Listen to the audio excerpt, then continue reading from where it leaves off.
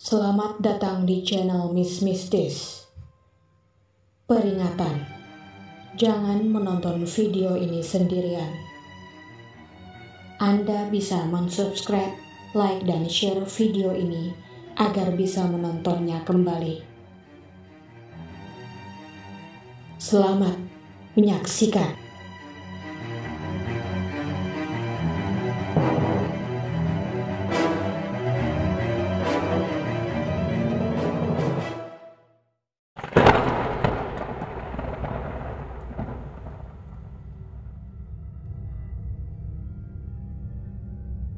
Wijo akhirnya memutuskan untuk kembali ke Jakarta. Saat di pesawat, seorang wanita dengan jam emas yang berkilau berumur sekitar 40 tahunan duduk di kursi samping Wijo. Di landasan bandara, Wijo melihat seorang petugas menggerek sebuah karavan kecil yang digantungi karangan bunga. Wanita di samping Wijo mengajaknya mengobrol. Dia bilang bahwa yang di dalam karavan itu adalah jenazah. Jadi ada jenazah yang dibawa di pesawat ini? Tanya Wijo. Mungkin iya, mungkin tidak. Biasanya memang selalu dirahasiakan, karena tidak semua penumpang suka berada satu pesawat dengan mayat. Jika kamu mendengar ada pramugari berbicara dengan pilot atau sesama mereka dan menyebut kata penumpang dengan nama Jim atau HR, itu biasanya pesawat memuat jenazah. HR itu artinya mayat. Wijo mencoba untuk memejamkan mata dan saat bangun, wanita di sampingnya sudah tidak ada. Wijo pikir wanita itu hanya pindah ke kursi lain. Hingga pesawat akan mendarat, Wijo melihat seorang pramugari mengirimkan pesan melalui kode bibir ke seorang pramugari di kabin depan. HR setelah penumpang. Saat akhirnya pintu pesawat terbuka dan para penumpang berdesakan di lorong, Wijo sama sekali tidak melihat wanita itu. Di terminal kedatangan, Wijo memperhatikan serombongan orang berpakaian hitam dan sebuah peti mati berukir berada di tengah-tengah mereka. Wijo berhenti. Dia memandangi foto di depan peti mati itu dan Wijo seperti membeku saat menyadari bahwa foto di depan peti mati itu adalah wanita yang duduk bersamanya di pesawat. Wijo sudah sampai di rumahnya menggunakan taksi.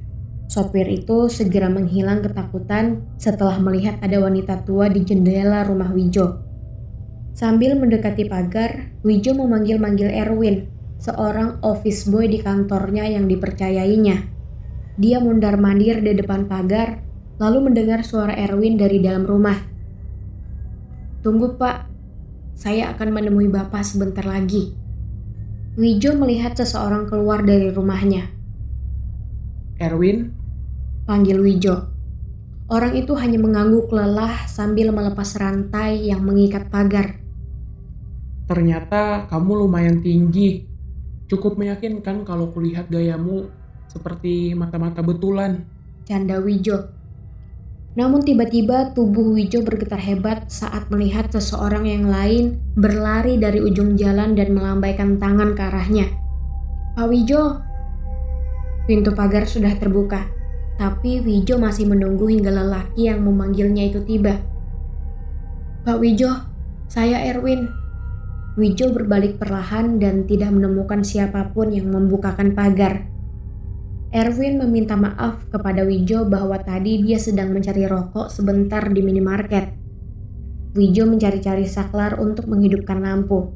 Sementara itu, Erwin memberikan informasi kepada Wijo bahwa saat dia berbincang dengan penjaga minimarket, mereka bilang bahwa rumah ini sudah sangat lama kosong.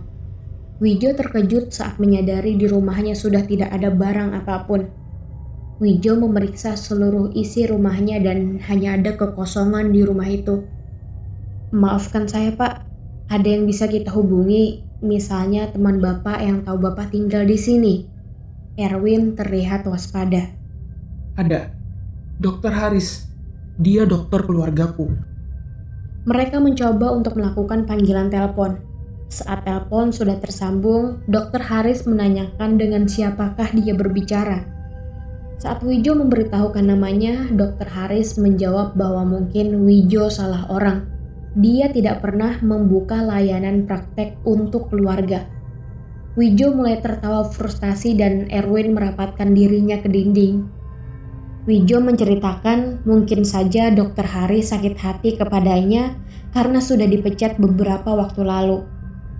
Wijo meminta Erwin untuk menghubungi Pak Ikram untuk menghilangkan rasa curiga Erwin terhadapnya. Wijo menoleh ke belakang dan ia terkejut saat mendapati suara tembang wanita tua mendekatinya. "Cepatlah," kata Wijo merasa tidak nyaman dengan suara tembang yang semakin mendekat. "Pak Ikram, bos ingin bicara." "Bos siapa?" "Bos, Pak. Pak Wijo." "Erwin, tidak ada nama itu di perusahaan kita." Erwin segera meletakkan telepon perlahan dan mulai mundur. Wijo menyadari Erwin menatap sesuatu di belakangnya. Wijo berbalik dan melihat langsung pada wujud dari mimpi buruknya selama ini. Dia begitu dekat dengan Wijo, matanya hitam. Sosok itu melayang dengan seluruh tubuh terbungkus gaun pengantin brokat, keriput dan rambut kelabunya terurai ke lehernya. Dan lampu pun akhirnya padam. Wijo mencoba untuk berlari ke pintu utama, namun ternyata pintu itu terbanting dengan keras. Di belakang Wijo, tembang itu mengalun lagi.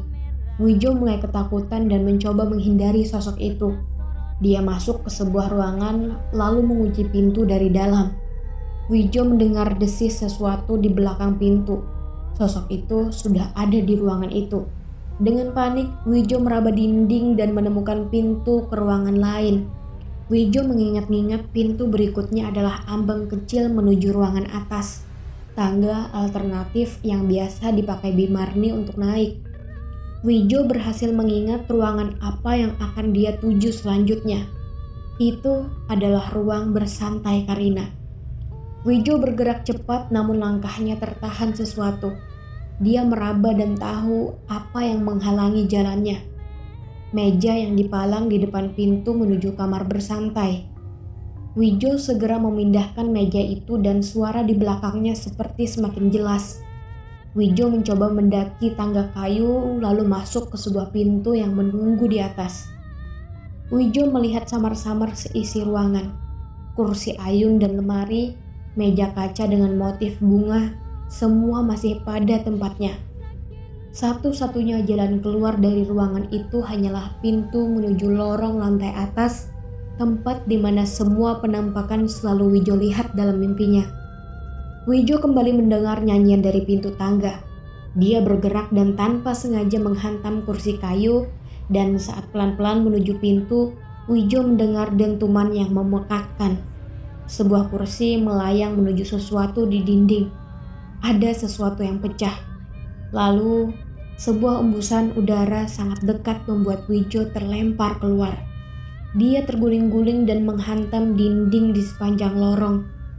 Wijo meludahkan darah dari mulutnya dan melihat cahaya di ujung lorong yang gelap. Dia melihat sesosok tinggi ceking dengan kerah tegak. Ekor dari gaunnya terseret panjang sekali ke belakang, menjuntai jatuh pada lantai. Wijo mengangkat pandangannya dan melihat wajah hitam di balik kudung putih itu. Wijo hanya bisa membaca doa, lalu dia terdorong ke belakang oleh udara gaib. Dan sekali lagi, tubuh Wijo menghantam dinding. Wijo menggapai-gapai dan mencoba bertahan pada lemari kecil di dinding. Wijo mengingat sesuatu yang penting. Dia meraba-raba dan menemukannya. Kendi berisi air pemberian Eyang Ijajil. Saat sebuah teriakan menggema, wanita tua itu mengulurkan tangannya dan dia meluncur ke arah Wijo. Wijo menarik tutup kendi itu lalu menyemburkannya ke arah sosok itu. Kemudian terdengar teriakan yang menyayat hati. Teriakan yang kadang-kadang masih Wijo dengar di dalam mimpinya. Pada suatu hari, Wijo kembali mendatangi rumah Karina, tempat pertama kali dia melamar Karina.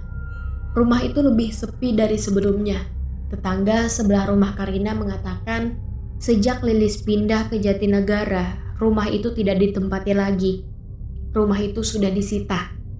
Wijo meminjam kunci rumah Karina yang dititipkan pada tetangga itu. Lewat samping, itu pintu samping. Pintu utamanya sudah rusak, tidak bisa dibuka lagi. Lewat tepi kuburan itu. Orang itu mengangguk. Wijo memutari rumah Karina lewat sisi kiri. Wijo kembali mencium bau melati. Ketika sudah berhasil membuka pintu, Wijo terus berjalan ke ruang depan. Ada kursi goyang di dekat ruangan. Wijo menemukan kamar Karina lalu masuk ke kamar itu. Wijo melihat foto-foto Karina saat masih kecil. Wijo menarik sebuah foto dari karton merah yang paling dekat dari tempat tidur. Itu gambar Karina bersama seorang lelaki. Jika melihat latar belakangnya, foto tersebut diambil dari Ancol mungkin beberapa tahun sebelum Wijo melamar Karina. Wijo memperhatikan foto itu dekat-dekat. Wijo ingat sebuah wajah di masa lalu, seorang lelaki dengan celana pendek dan kaos sport yang turun dari mobil. Lelaki itu yang menjemput Karina di halte dulu. Wijo seperti mengenalnya. Jika ini benar, mereka adalah sepasang kekasih. Wijo memang telah menikahi kekasih Eyang Ijajil. Wijo seharusnya curiga dari awal bahwa selama ini Karina membohonginya. Wijo mulai merobek foto itu, namun tiba-tiba sebuah suara di dalam kepalanya mendengung. Dipendam. Foto itu harus dikubur. Wijo ingat tentang tirakat Kiai Santosa untuk mengalahkan Eyang Ijajil seperti yang tertulis di bukunya. Seseorang telah datang di rumah itu dan membuat Wijo terkejut. Lelaki itu bernama Mang Waris, tetangga yang akrab dengan keluarga Karina. Wijo akhirnya mengingat siapa sebenarnya Mang Waris ini. Kata Lilis, Mang Waris adalah seorang dukun di kampung itu. Beliau pernah mencoba melakukan penyembuhan untuk Karina, namun gagal. Karina memang punya penyakit. Ia memang memiliki penyakit yang aneh. Itu benar, tapi bukan tidak bisa disembuhkan.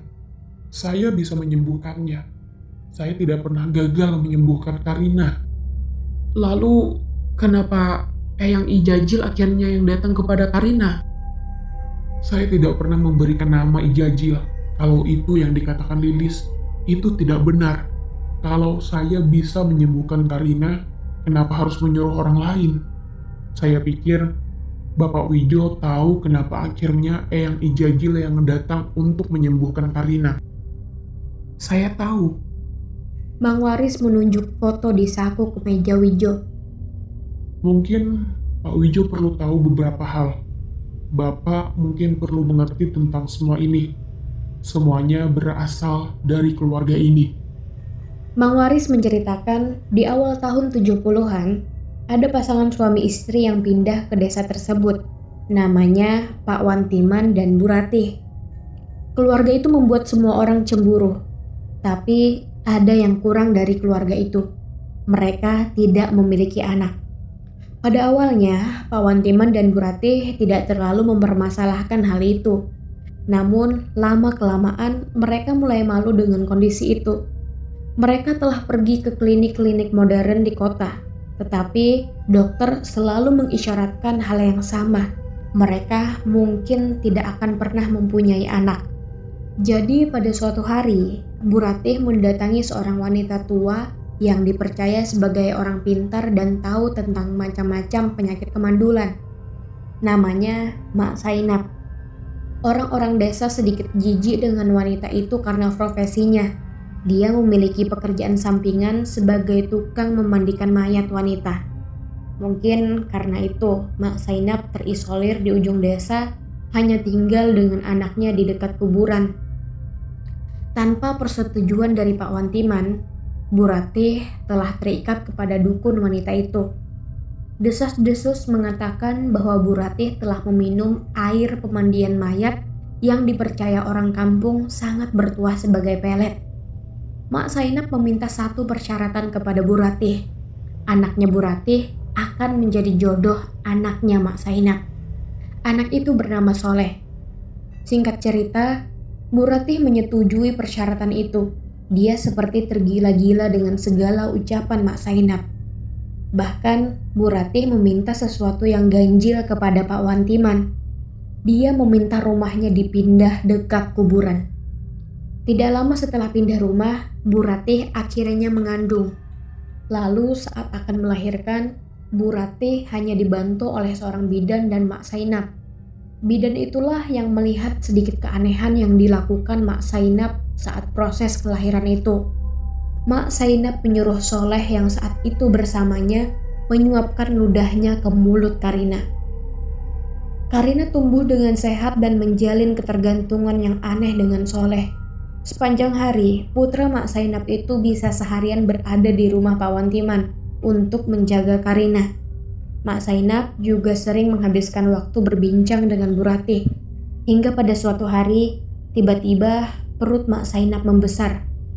Apakah itu karena tumbal mistik dari penyembuhannya atau memang ada yang telah menghamilinya? Tidak ada yang benar-benar tahu. Hanya saja setelah kehamilan itu terlihat, hubungan antara Bu Ratih dan Mak Sainap menjadi dingin. Mak Sainap mengurung diri di gubuknya. Dia bahkan melarang Soleh datang ke rumah Karina lagi. Ada yang pernah mengatakan bahwa Mak Sainap ingin meminta pertanggungjawaban Pak Wantiman untuk mengawininya. Tapi tentu saja itu tak pernah terjadi. Lalu pada suatu hari Bu Ratih mendengar samar-samar suara tangis bayi di depan rumahnya. Saat dia keluar, dia telah melihat Pak Wantiman berdiri sambil menggendong orok yang masih merah itu dengan pelukan canggung dan tatapan yang tak bisa dijelaskan. Orang desa yang segera curiga kemudian menengok ke rumah di tengah pekuburan itu. Mereka mendapatkan pemandangan yang sampai saat ini masih bisa diingat oleh orang-orang tua di kampung itu. Mak Sainap berayun-ayun di sebuah pohon depan rumahnya. Lehernya terjerat, dia memakai baju pengantin yang sepertinya dijahitnya sendiri. Jadi Karina dan Lilis bukanlah saudara kandung. Sementara itu, Karina dengan Soleh telah dijodohkan ibu mereka sejak awal. Meski keluarga Karina berusaha melindungi rapat-rapat perjanjian itu, tetapi pada akhirnya hubungan mereka menemukan jalannya. Yang terjadi setelah itu adalah Bu Ratih tidak pernah keluar rumah untuk bekerja atau untuk menyapa orang-orang lagi. Banyak yang bilang Bu Ratih menderita penyakit yang aneh, penyakit yang sama dengan Karina. Perubahan yang terjadi pada Bu Ratih membuat Pak Wantiman menderita. Dia merasa bersalah. Dia ingin membuang semua bebannya. Dia ingin bahagia lagi bersama istrinya. Namun, wujud dari dosa itu tinggal di rumah bersama mereka. Setiap kali Lilis meminta untuk digendong, Pak Wantiman hampir tidak bisa bernafas, seakan-akan anak kecil itu menyedot semua udara di rumahnya. Seakan dia memelihara seorang anak setan yang lucu. Sebelum Bu Ratih meninggal, dia berwasiat kepada Pak Wantiman agar jangan sampai perjodohan itu terjadi. Lilis tumbuh menjadi seorang pribadi yang sama sekali berbeda. Dia cepat sekali putus sekolah dan Pak Wantiman tidak terlalu memperhatikannya. Lilis tidak bisa diatur. Ada warga yang pernah melihatnya berada di Jatinegara. Meski begitu, Lilis masih pulang ke Depok, tinggal beberapa hari di rumah tersebut. Mang Waris mengatakan sepertinya Lilis mendapat tugas dari kakaknya untuk memata-matai keluarga Pak Wantiman, memastikan perjanjian keramat itu akan terwujud. Tidak heran jika pada kemudian hari, akhirnya Karina bisa bertemu lagi dengan teman masa kecilnya, Soleh, dan Lilislah yang menjembatani semua itu. Mang Waris berpendapat bisa saja Mak Sainap telah merencanakan semuanya. Dia ingin menjadi bagian dari keluarga Pak Wantiman, lalu menyatukan darah terkutuknya dengan darah keluarga Pak Wantiman. Wijo tidak mengerti kenapa Karina menerima saat Wijo melamarnya, jika memang ternyata Karina sudah terikat dengan orang lain. Yang saya tahu, Pak Wantiman telah putus asa untuk memisahkan mereka. Satu-satunya kalimat yang dia ucapkan saat akhirnya meninggal adalah dia akan mengutuk Karina jika menikah dengan Soleh. Mungkin itulah jawabannya kenapa akhirnya dia mau menikah dengan Bapak. Demi untuk membuang kutukan itu. Tubuh Wijo menggigil. Ia ingat akan satu hal. Foto yang sudah diambilnya dari kamar Karina akan digunakannya untuk mencelakai Eyang Ijajil. Wijo meminta Mang Waris untuk menunjukkan di mana kuburan Pak Wantiman. Wijo menceritakan bahwa dari buku yang ditulis oleh Kiai Santosa mengatakan bahwa foto Eyang Ijajil harus dipendam di dalam kuburan orang yang membencinya. Mang Waris mengantar Wijo di depan kuburan Bu Ratih. Wijo sudah tidak sabar ingin mengubur foto itu, namun dia melupakan sesuatu. Dia perlu secari kain kafan. Mang Waris akhirnya meninggalkan Wijo sendirian di kuburan itu untuk mencarikannya kain kafan. Setelah ditinggal Mang Waris, tiba-tiba ada suara lirih yang memanggil Wijo. Wijo melihat ada sesosok tubuh berdiri. Tubuhnya kurus dan bengkok. Dia sedang merobek kain kafannya lalu melambaikannya pada Wijo. Sosok itu semakin mendekat. Wijo ketakutan dan akhirnya berlari hingga terjatuh. Pak Wijo, Bang Waris, saya terjatuh. Tadi dikejar hantu. Mungkin itu Bu Ratih. Di depan kuburan, Mang Waris mencari kain kafan, lalu meminta Wijo untuk meletakkan foto itu ke dalamnya, seperti jenazah. Wijo bergidik saat Mang Waris mulai menggali kuburan itu dengan jari-jari tangannya di kedalaman tertentu. Dia memandang foto itu dan kembali menimbunnya. Kini semuanya sudah selesai. Mang Waris mengatakan bahwa dia masih akan berada di kuburan itu untuk beberapa saat lamanya, untuk berdoa. Wijo enggan menghabiskan waktu untuk perbuatan seperti itu, jadi dia meminjam senter Mang Waris untuk kembali. Saat Wijo sudah keluar dari kompleks pekuburan, dia melihat seseorang berjalan ke arahnya. Sosok itu mendekat dan berkata, Pak Wijo, apakah urusannya sudah selesai? Senter yang dipegang Wijo hampir jatuh. Dia melihat Mang Waris berdiri di pelataran rumah Karina. Dia mengeluarkan lipatan kain kafan. Maaf, agak lama. Saya baru dapat ini di musola sini. Setelah ritual itu, Wijo menunggu sesuatu terjadi. Namun berhari-hari setelah foto Eyang Ijajil dipendam, tidak ada sesuatu yang terjadi. Wijo sudah tidak peduli dengan segala omong kosong tentang ritual yang dilakukannya. Dia akhirnya memulai segalanya dari awal lagi. Wijo hidup bersama dengan Wina, sementara Riwa ikut dengan Karina. Ada yang mengatakan bahwa Karina kini tinggal di luar Jakarta, mungkin di Bali. Tetapi Wijo masih sangat yakin bahwa Karina masih berada di padepokan Eyang Ijajil. Pernah beberapa kali Wijo mendatangi padepokan Eyang Ijajil, namun tidak ada yang bisa dilakukannya. Penjaga padepokan menyampaikan pesan bahwa Wijo sebaiknya pergi atau sesuatu yang buruk akan terjadi. Wijo yakin bahwa Eyang Ijajil masih hidup sampai sekarang. Wijo menunggu sangat lama untuk kabar kematian itu, tapi tidak terjadi. Beberapa dukun sakti dari Jawa hingga Sumatera bahkan meregang nyawa dalam ritual mencelakakan Eyang Ijajil. Wijo hanya bisa menunggu balas dendam Eyang Ijajil, tapi hingga bertahun-tahun, kecuali mimpi buruk tentang wanita tua dengan kudung wajah itu, tidak ada apa-apa yang terjadi pada Wijo. Wijo selalu memikirkannya, mengapa Eyang Ijajil membiarkannya hidup, dan Wijo akhirnya mengambil kesimpulan bahwa Eyang Ijajil juga korban dari semua ini. Dia hidup dalam kata-kata ibunya, menuruti semua keinginan dan dendam kesumat ibunya sebagai penuntun setiap langkah hidupnya. Dengan berakhirnya video ini, Miss ingin membagikan penderitaan yang selama ini Wijo rasakan, serta memindah kutukan Eyang Ijajil kepada orang lain yang menonton video ini.